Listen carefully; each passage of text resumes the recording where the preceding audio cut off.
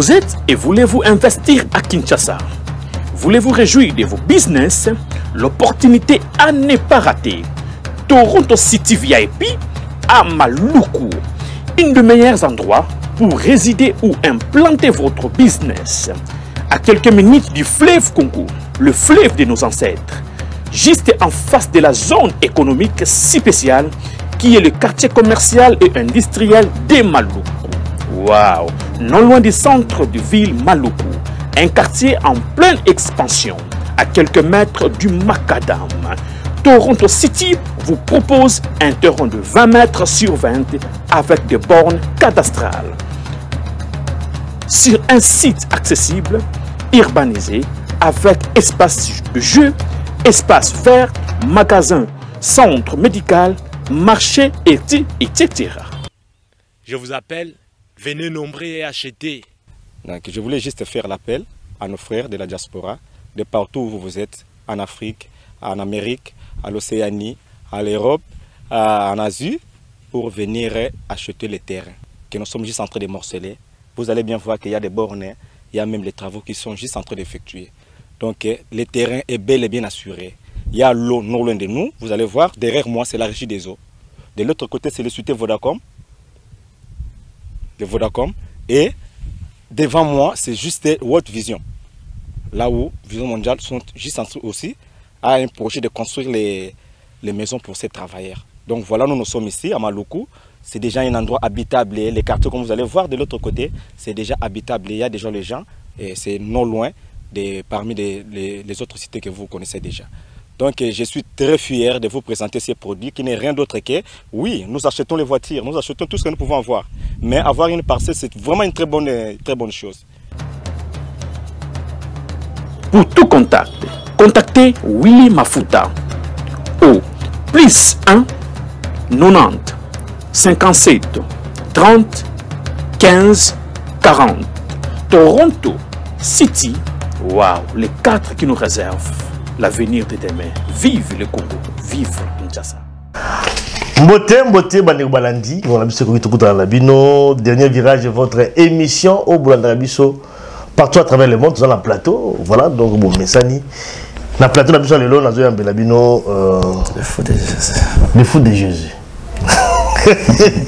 Le fou de Jésus, je crois qu'il va bazar au Mona. Bing Bazo comprendre en mingité. Bon, le mot d'abord, le fou de Jésus. Mbote, papa Alim.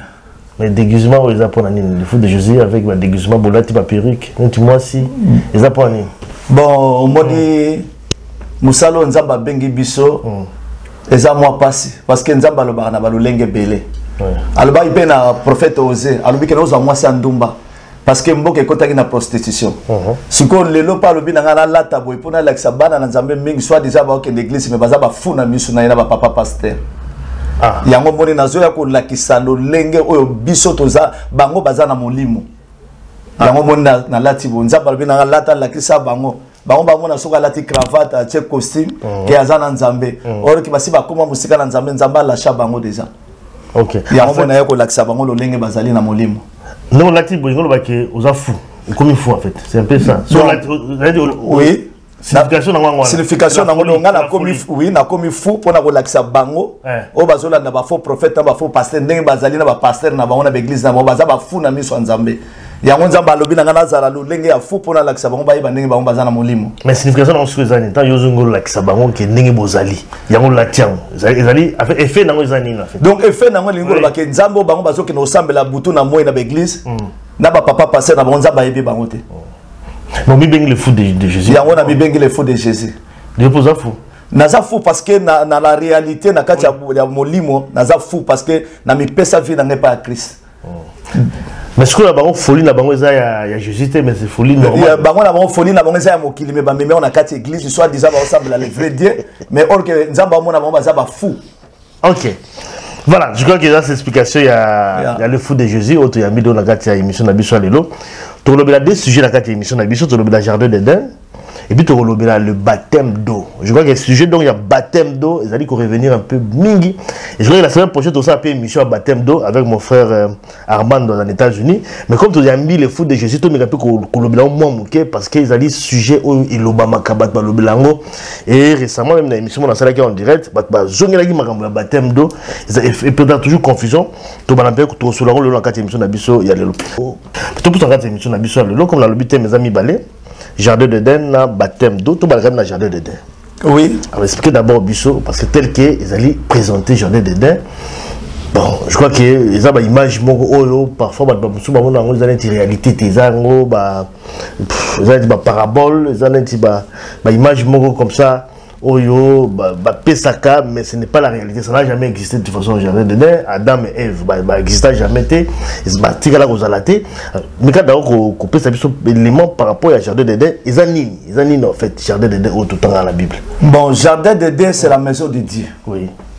Nzambe da bananaye parce qu'il y a peu de lits, beaucoup d'appelés. Oui. Donc, dans le jardin d'Éden, zaki na bana o bazaki beli na kata ndako ya papa. Ça dit que le jardin. Oui, jardin c'est la maison de Dieu. La maison. Donc jardin signifie et c'est quand Nzamba yé kolon na semence pour semence naie et produire. Est-ce que ça existait? Oui. Zali ou bien Zalaka? Ce qui jardin de Dieu Zalaka donc makamunyo c'est dans la Bible ça lokuta. OK. Parce que jardin des base il y a fondation ya makamunyo surtout autant na mukanda Nzambe. Donc jardin de Dieu Zalaki. Oui. Ce qu'on a quand jardin de Dieu Zalaki na 12 enfants de Dieu. Homme plus une fille, une femme qui s'appelle Ève. Dans le jardin. 12, moi c'est Moko. Moi c'est Moko. C'est-à-dire que Nzamba a créé qui Bango. Nzamba yaki na semence moko ezaki Adam. Semence moko ezaki Ève parce que Adam eza kombo ya mobali ezaki na jardin te. Kombo na ezaka Ève. Mais le lo mona ba congolais ba pesaka Adam, ba pesaka Ève kombo ya mwasi. Ève eza kombo mwasi te. Ève eza kombo image o basala ki ya mabele. Kombo na yende ezalaka Ève. Non, ça, donc, on explique la Bible bien parce que. Moto et baso sala. Adam et Ève. Oui. La création, Adam et Ève. Yo, le but, c'est que Adam et comme on a été, il y a une Ève. Non, basalaki nano, auto benga, image ya moto. Ouais. Moto nga zalaki masculin. Oui. Kombo na zalaki Ève, kombo na zalaki Adam te. Comment ça? Nzamba zu pousser à terre, a sali moto, na image na yé. Oui. Vous comprenez?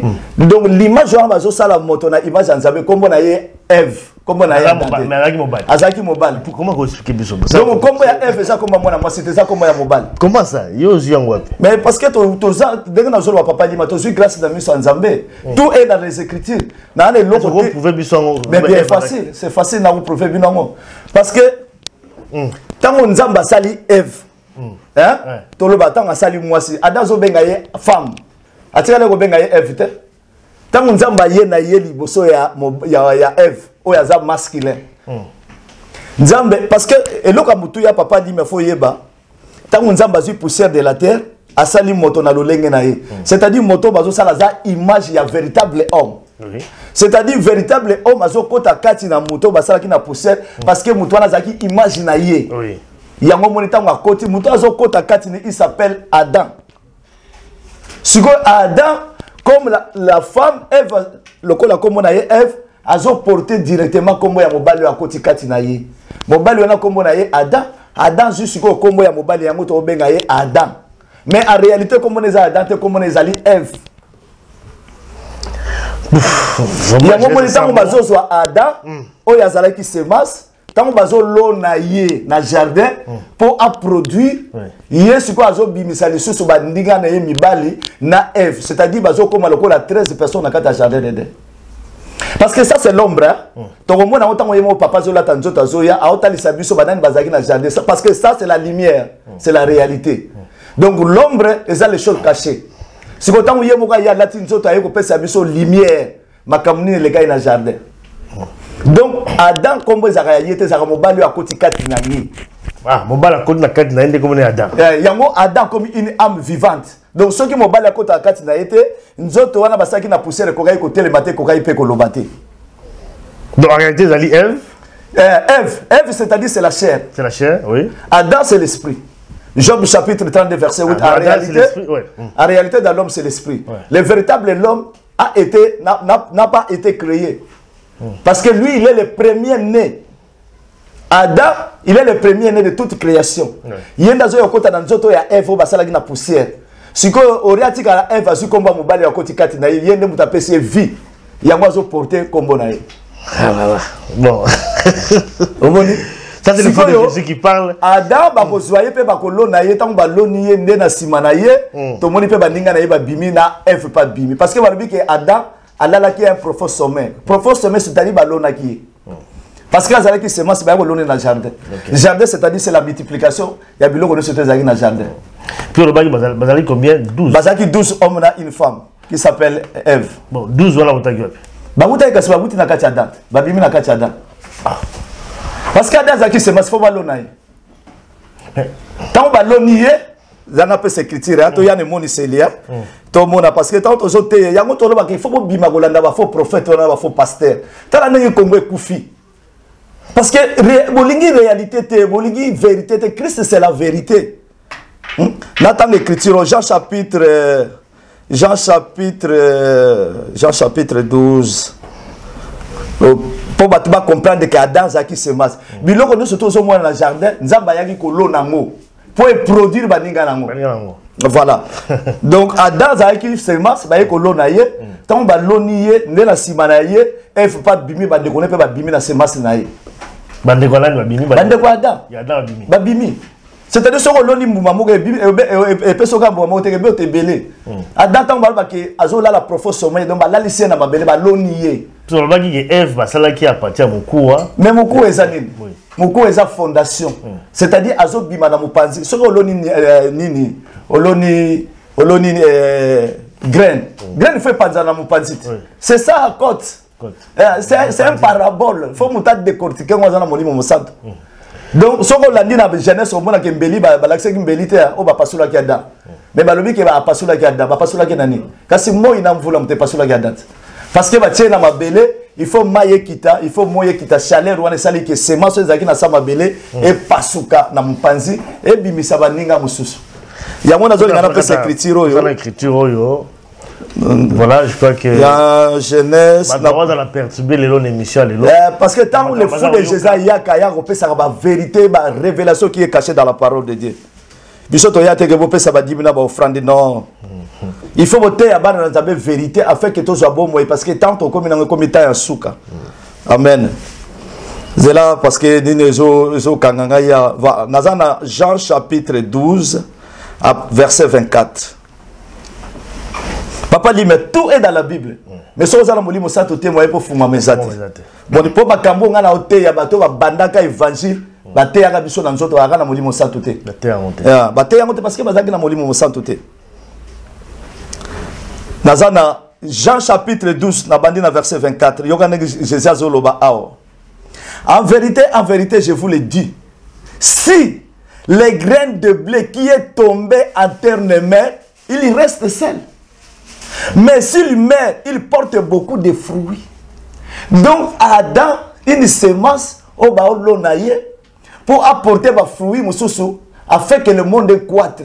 Jésus que c'est celui qui est le véritable Adam. Tant qu'il y a le monde ici, il faut que le monde aille comme une semence dans le jardin. Tant que c'est quoi, tout le monde a Jésus, dans Matthieu chapitre 27, verset 50 à 51, on sait qu'on a une semence mususu. Donc c'est ça la parole de Dieu, à la loi et au témoignage. Ésaïe chapitre 8, verset 20.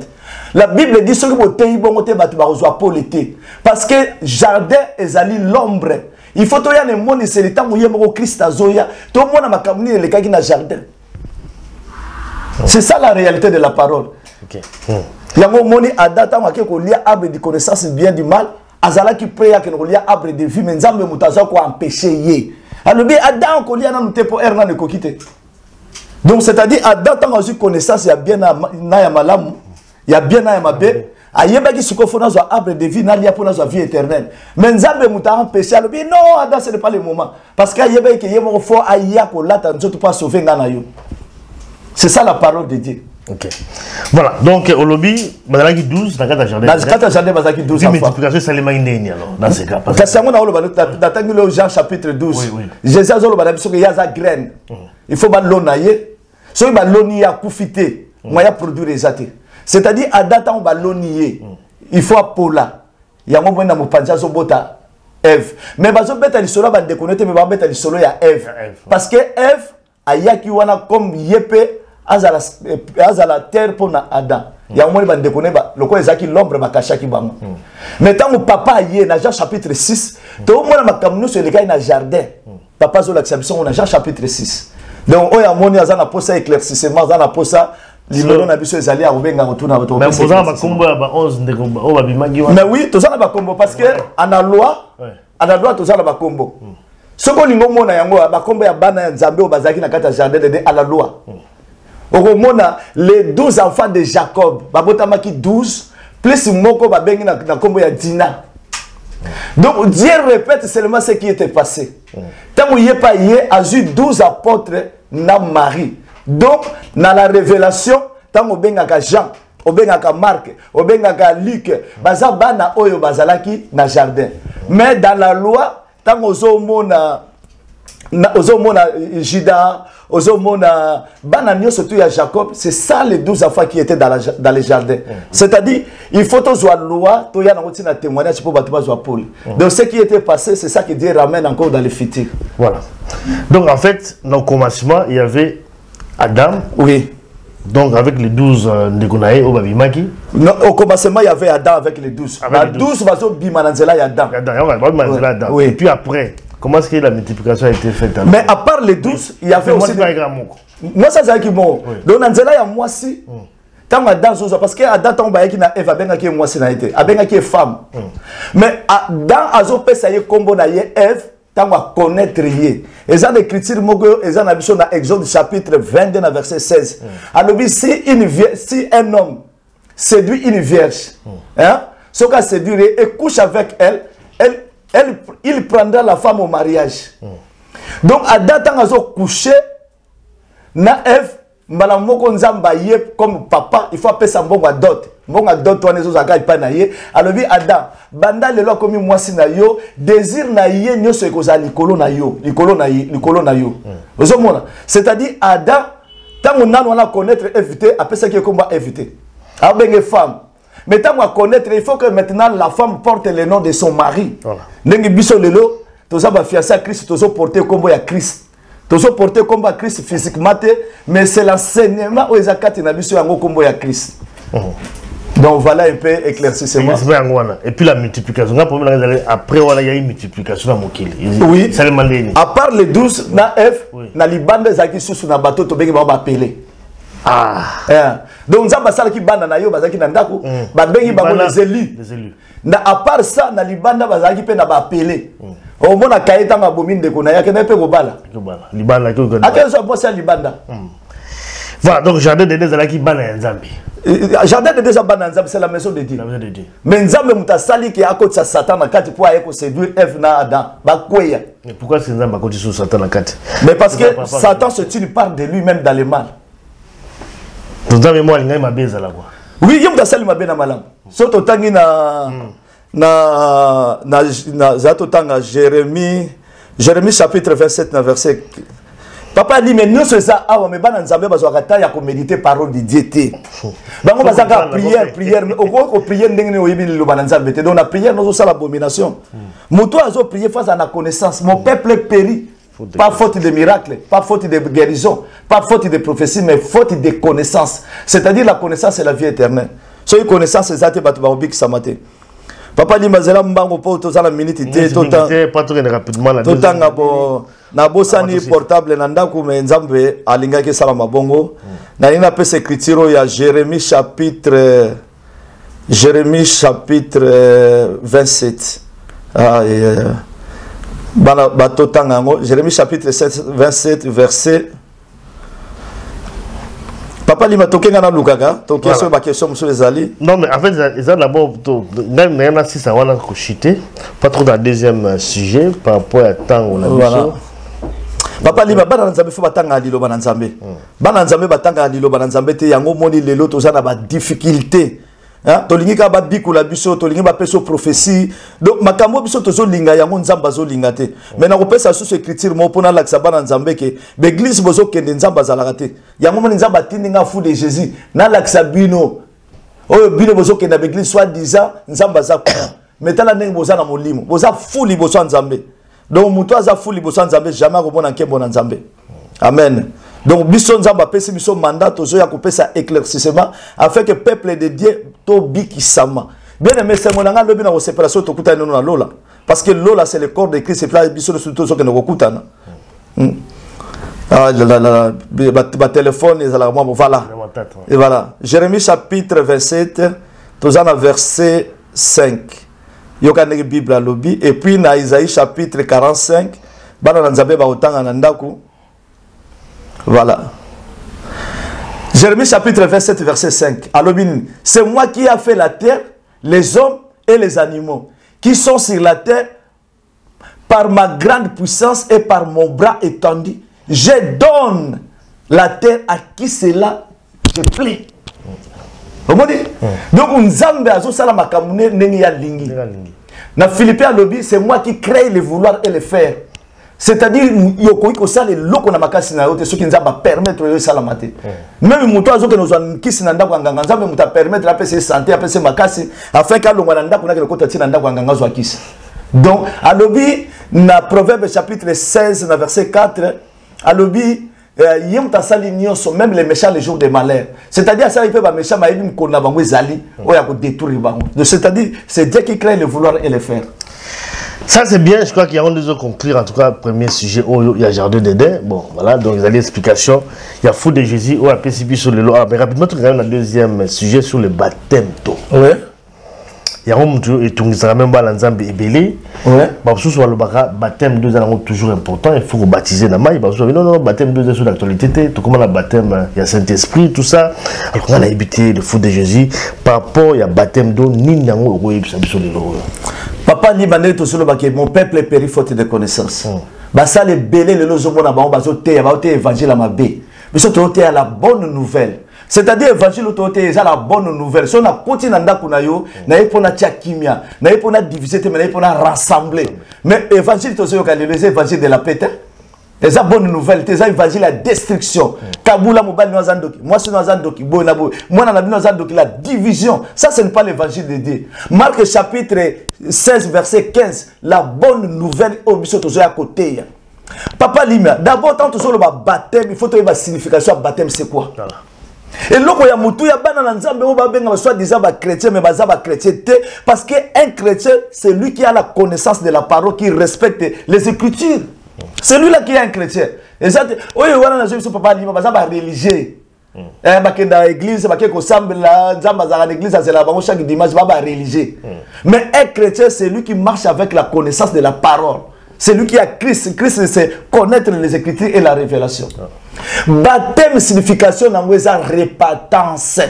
C'est ça, c'est la signification de baptême. C'est-à-dire, quelqu'un qui est né de nouveau, il faut passer une habitude de se quoi comme une nouvelle créature. Mais tant que Christ a y est, la loi, il faut pas baptiser Batunamai. Mais tant que Christ a y est, à la dispensation entre la loi et la grâce, la croix. Vous avez l'exception de baptême et coma.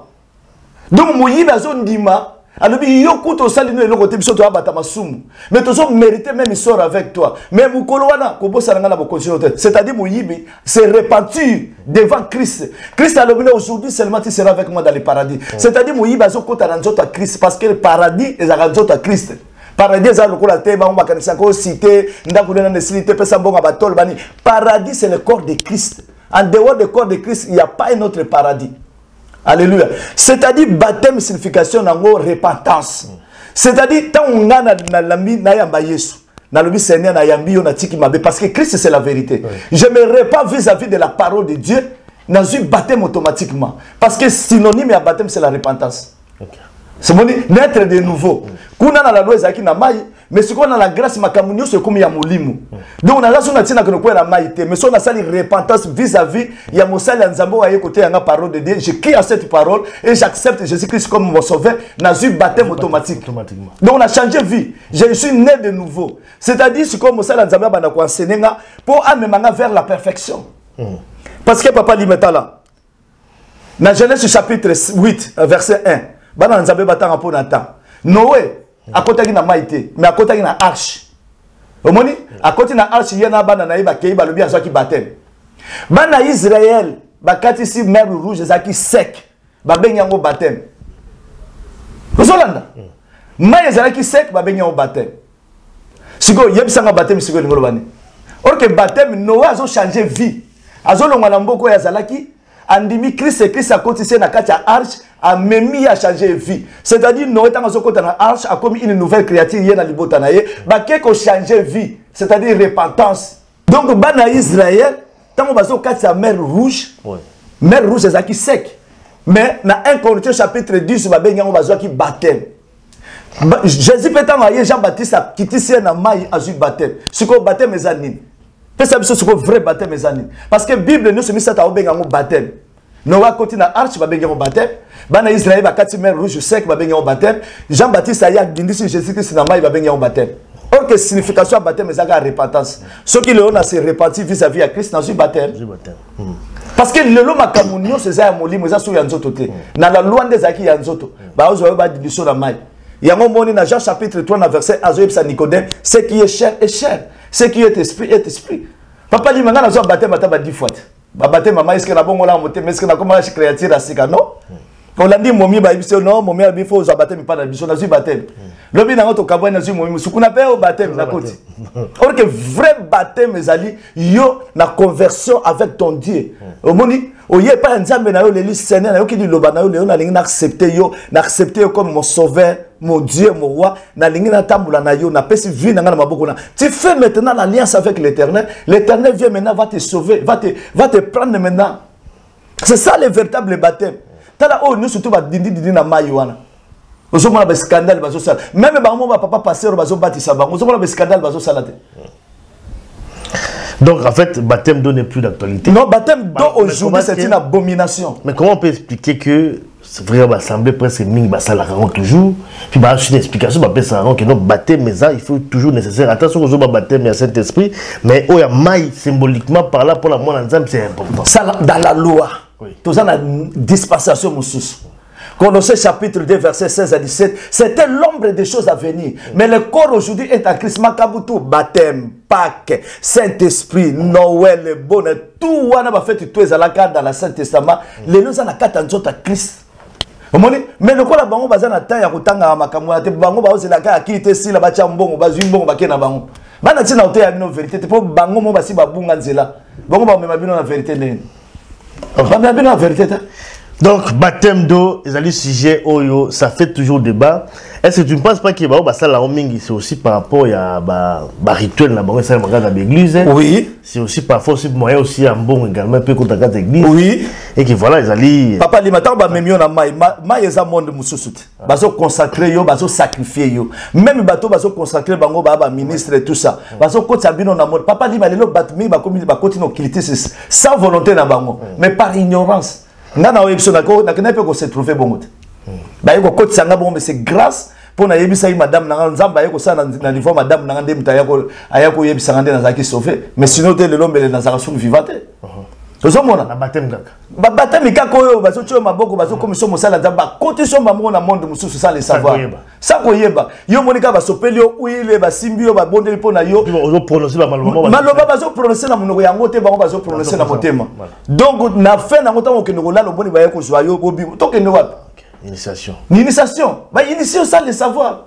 Ba baptême moi OK ba sacrifier dans le monde d'amai. Après 1 mois, 3 mois, kaka abela kika muto akufi sans trace. Ok, le vrai véritable baptême c'est la repentance. Na tiki masumu na yepa libosa sene na tiki masumu na lingina landa. Na suis baptême, je suis né de nouveau. Les choses anciennes sont passées, voici toutes choses est devenues nouvelles. Mais tala bango ba keno ko ya na mai, bazaka no lenge mo tilelo.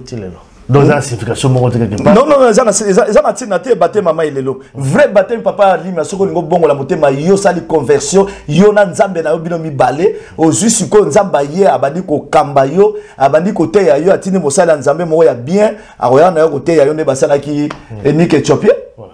On peut pas moni volonté za nango, nzamba ko tinda basali ya solo o bazali, ba ye ko kamba ye balakisio afin que le Saint-Esprit va descendre afin qu'après so lumière yo ba ko tambola malam. Parce qu'il y a une fois de Dieu à la lumière, tu vois, autant pour la malamouté parce que à cause de toujours un problème. Voilà la parole de Dieu, Papa Lim. Voilà, ça c'était vraiment important. Sujet de la Bissou Lelo, jardin de Dena, baptême d'eau. Et je pense que les sujets Oyo sera toujours d'actualité parce que début dans la langue toujours voilà, bateau toujours pour baptême d'eau, là vous contre. C'est un peu difficile, il y a convaincre le baptême d'eau que pour ça va on la ressusciter. Papa Lim, sentiment ya nzoto. Lelo ba chrétien mingi très difficile. Ba chrétien mingi ba kanga mina nzoto. Ozomona, sentiment nzoto, Papa Lim biso peut utile mango bat. Sentiment nzoto. Mais tant to zui connaissance to bima. Mais le on a posé la l'église, mais pourquoi nous avons pas ça dans la salle? Moi, je n'habite pas dans les maisons construites par les maîtres. Donc, mais t'as la bango le ba Noël ba bonne année, basi ya mabala ba kotika banda kuna mo ba kiko se déboucher dans l'église. Bazo pesa ba mbongo dans l'église tout ça. Et comment mawa? Voilà, après les manalina tant écriture yo. Nazana 2 Pierre chapitre 3 na bandi na verset 16. Yo kanenga porte Paul à lobby. Bien aimé landanga malam. C'est ce qu'il fait dans toutes les lettres où il parle des choses dans lesquelles il y a des points difficiles à comprendre. Donc, les personnes ignorantes et mal affermies tordent le sens des Écritures.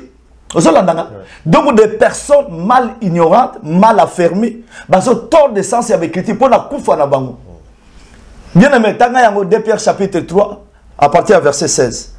Donc, apôtre Paul Azoloba, donc bateau bazaba ignorant, au bazar mal affermi, bateau tord de sens les Écritures, comme celui des autres Écritures pour leur propre ruine.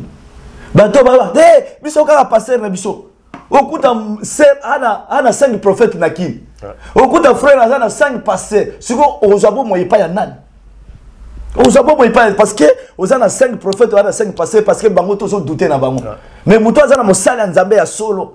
D'être biso ba fou de Jésus to bengami pa ya l'éternel parce que biso mandat yango zo mona makambo to tanga matoi na makambo to lo matoi na yokate parce que to suis mandat to yo ko sauver Congo bana na nzambe bandeko na fungula bango misu ba mona Paul afin que to soit la vie éternelle. Voilà un peu Papa Alim. Merci en tout cas les fous de Jésus pour le message. Yalelo, voilà d'autres comme la souka il y a cette émission. Merci en tout cas là tout au Bolandi Bisso à travers le monde et puis merci aussi dans les fous de Jésus pour la matière qui toque au APC Bisso lelo. Boti kamala mesika bozali partout et puis to okuta na balasima. Allez, Papa numéro ya linga contacter Bisso avec na Bisso. Téléphone ngone zali wana na 00 49 152 15 17 43 11 0049 152 15 17 43 11. Musala nzamba pesinga na ko sunga peuple na nga balonga na ignorance. Bo bima na l'église, même ba français balobi requérir premier sauter. Lokola Congo kufi mu église yebele to zonga na no sima to bima nanu.